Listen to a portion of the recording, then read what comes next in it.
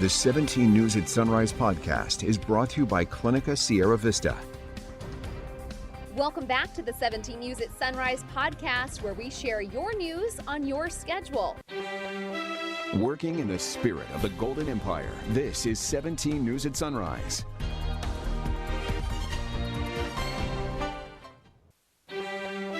Working in the spirit of the Golden Empire, this is 17 News at Sunrise.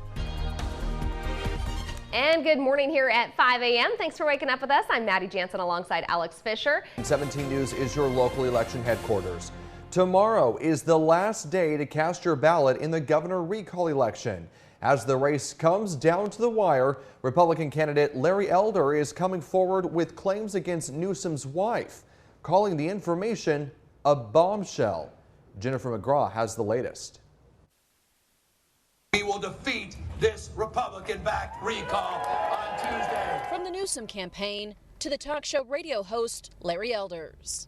He is the better candidate. He is the better man. The campaign trail coming to an end. Candidates taking last-minute jabs and asking for Californians vote. This man, Gavin Newsom, has been able to switch this thing from a referendum on his behavior, his governance, into a, quote, Republican takeover.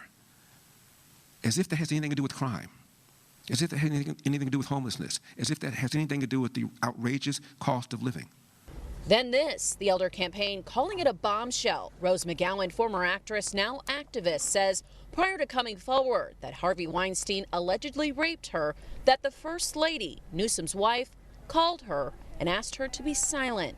McGowan now campaigning alongside Elder, asking for your support. Take away the Republican word. Take away the Democrat word, okay? Who do you want to govern you? Elder is furious, saying this and many other stories haven't been recognized by the mainstream media because he's a Republican candidate. That's all you guys would be talking about if the allegation were made about me or my significant other. Meanwhile, when asked, Newsom denies McGowan's claims. Those allegations are outrageous and false and says everything you need to know about his campaign. Rallying down to the wire in Sun Valley, Newsom, speaking to a crowd of supporters, says he's the man for the job and to vote no on Tuesday. All you have to do is, go to your mailbox, just vote no and go. Don't even consider the other 46 choices. Larry Elder is extreme, even by extreme standards. And just a reminder, the recall election has two questions. The first asking if Governor Newsom should be recalled, and you can vote yes or no. The next question asks if Governor Newsom is recalled, who should take his place? There are dozens of candidates vying to take his spot. Remember, if Governor Newsom is recalled, the candidate who receives the most votes, even if it's minimal, will become the next California governor. Now, if you're not a registered voter, you can still have a chance for your vote to be counted. You can go to the elections office and fill out a conditional voter registration before polls close tomorrow night.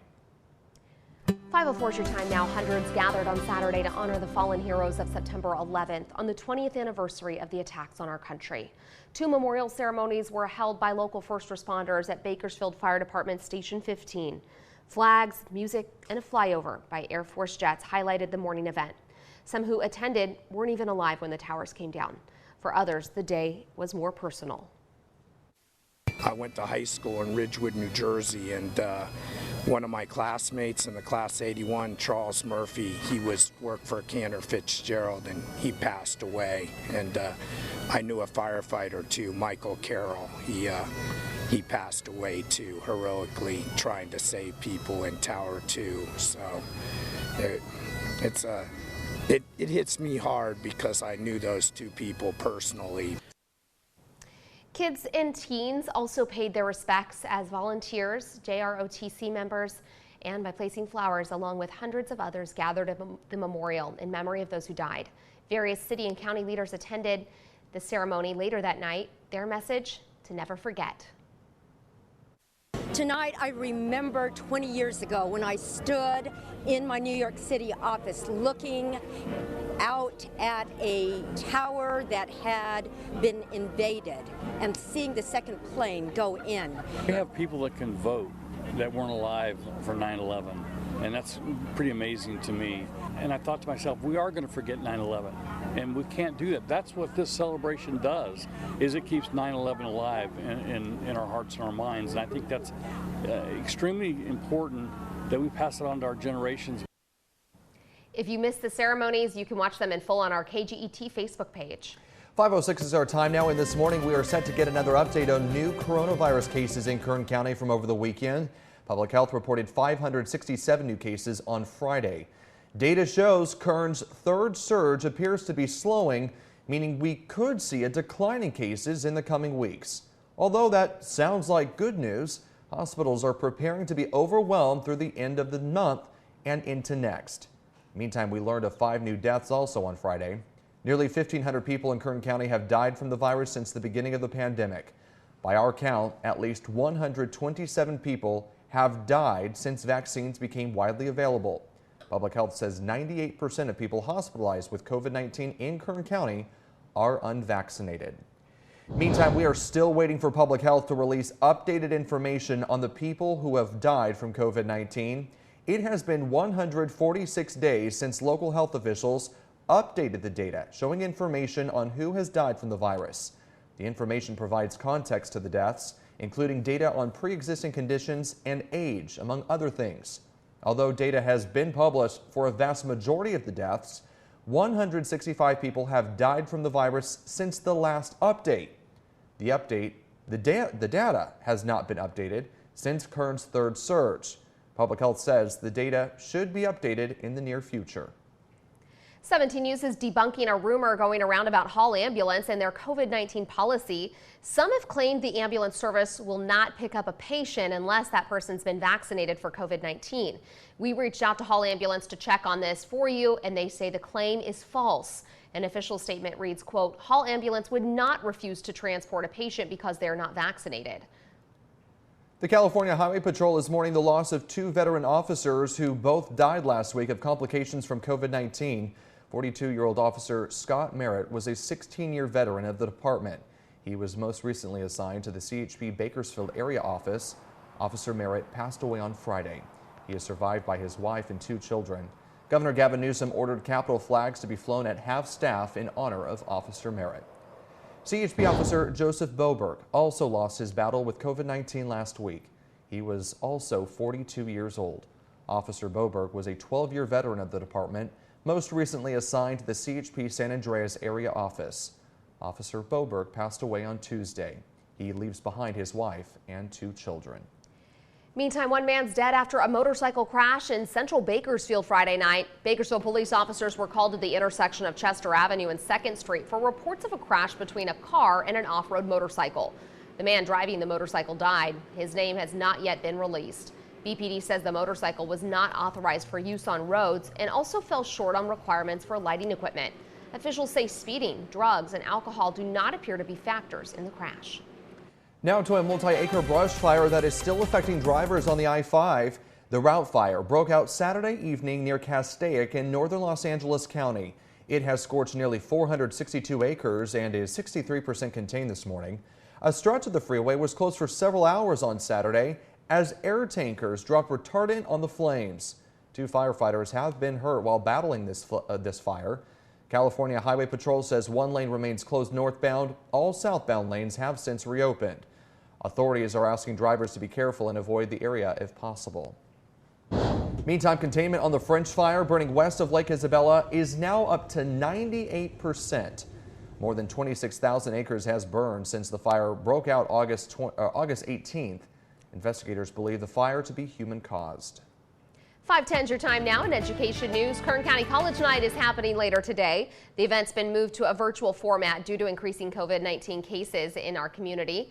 It's taking place from 4 to 7 p.m. Live and pre-recorded information in English and Spanish will be available on a variety of topics, including how to get financial aid and how to write a personal statement. For more information, you can call the Kern County Superintendent of Schools office at 636-4330. It is 5:31 now, and we're taking a look at our top stories this morning. Recall candidate Larry Elder was in Los Angeles yesterday, where he was joined by former actress Rose McGowan. She repeated claims that Newsom's wife asked her to be silent when it came to sexual misconduct allegations against Hollywood producer Harvey Weinstein. Newsom's office described the allegations as a complete fabrication. Hundreds gathered on Saturday to honor the fallen heroes of September 11th on the 20th anniversary of the attacks on our country. 2 memorial ceremonies were held by local first responders at Bakersfield Fire Department Station 15. Flags, music, and a flyover by Air Force jets highlighted the event. A multi-acre brush fire is still affecting drivers on the I-5 this morning. The route fire broke out Saturday evening near Castaic in northern Los Angeles County. A stretch of the freeway was closed for several hours. California Highway Patrol says one northbound lane remains closed, but all southbound lanes have since reopened. President Biden heads out west today, combining presidential duties with politics. Back in Washington, lawmakers' summer recess is drawing to a close, and the president's agenda still faces an uphill battle. NBC's Chris Pallone is watching it all for us on Capitol Hill this morning with the latest. Maddie, good morning. Members of Congress will begin this week looking for answers on Afghanistan. Democrats will continue to push the president's spending plans, but first must overcome some dissent within their own ranks. President Biden heading out west for presidential duties and politics, getting a look at places ravaged by wildfires before urging California Democrats to support Governor Gavin Newsom in his Tuesday recall election. It comes as the president faces increasing resistance to a vaccine mandate for businesses issued last week. At least 19 Republican governors have spoken out against it. The president's actions in a mandate hardens the resistance. The administration argues mandates are necessary to hasten the nation's recovery from COVID.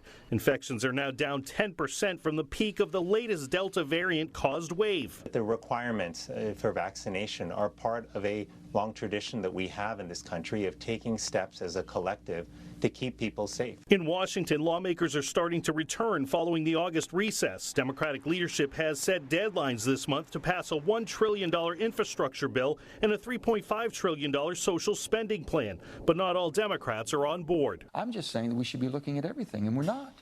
And that we don't have the need to rush into this and get it done within 1 week because there's some deadline we're meeting, or someone's going to fall through the cracks. Secretary of State Tony Blinken will be on the Hill for 2 days of hearings starting today. Blinken likely to face tough questions on the administration's deadly Afghanistan withdrawal. The president continues to defend that Afghanistan withdrawal, claiming over the weekend that 70% of Americans approved of ending that war. In Washington, Chris Pallone, 17 News. And making headlines overseas this morning, U.S.-bound flights carrying Afghan refugees have been temporarily halted. White House Press Secretary Jen Psaki said the halt stemmed from the discovery of measles among 4 Afghans who had arrived in the United States. It was not immediately clear from Psaki's remarks whether the stop applied to flights from all transit sites overseas or only 2 of the biggest ones in Qatar and in Germany. Customs and Border Protection spokespeople did not immediately respond to questions, including how long the halt would last. Meantime, the body of a Marine who was among the 13 U.S. service members killed in the August 26th bombing at Afghanistan's Kabul airport was returned to his Indiana hometown yesterday. A military procession marked the beginning of memorial services for Corporal Humberto Sanchez. People lined the route to show their respects, many with American flags. We're such a small community. We do seem to know everybody, and we've got to come together and we got to support his family and just spread the love. We're all family. All the Marines are family. Corporal Sanchez will be laid to rest tomorrow. A local World War II veteran is turning 100 years old today, and he's inviting the community to join him in celebrating with a birthday parade. Ron Holdsworth's family is asking for people to meet at 5:20 this evening in the Council and Cook parking lot on Stockdale and Callaway. The parade will begin at 6:40. His family is also asking for community members to send in birthday videos. Holdsworth hopes to receive 100 to commemorate his big day. You can send all the videos to bkdriverwalk@gmail.com. And we're back here in entertainment news this morning. Bakersfield Got Talent.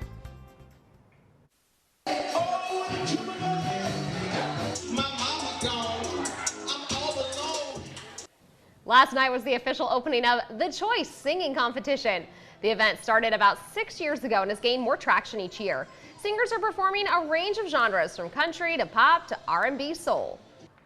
It started as a church event and it turned into a huge community event. So every year people are waiting to get involved. We have people that come from LA, come from Porterville. Every year it gets bigger and bigger, and we have a good time.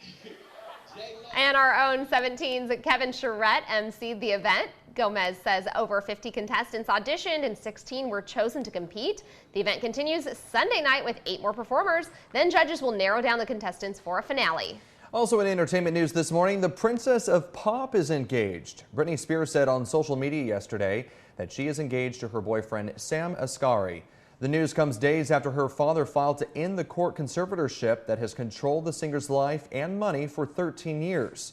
Spears and Asghari met on a music video set in 2016. The singer told a judge in June she wanted to marry Asghari and have a baby with him as she made a plea to end the conservatorship. History was made yesterday in the NFL when Maya Chaka became the first black woman to officiate an NFL game. Chaka served as the line judge during Sunday's game during the game between the Carolina Panthers and New York Jets. In a statement before the game, Chaka says, "It's an honor and a privilege that I've been chosen to represent women and women of color in the most popular sport in America." Chaka's also worked as a referee in the Pac-12 and Conference USA. She's now the 3rd female official to ever work an NFL game, joining Sarah Thomas and Shanna Easton. Working in the spirit of the Golden Empire, this is 17 News at Sunrise. The 17 News at Sunrise podcast is a production of KGET and Nexstar Media Group. For more on all of the headlines in today's show, head to kget.com.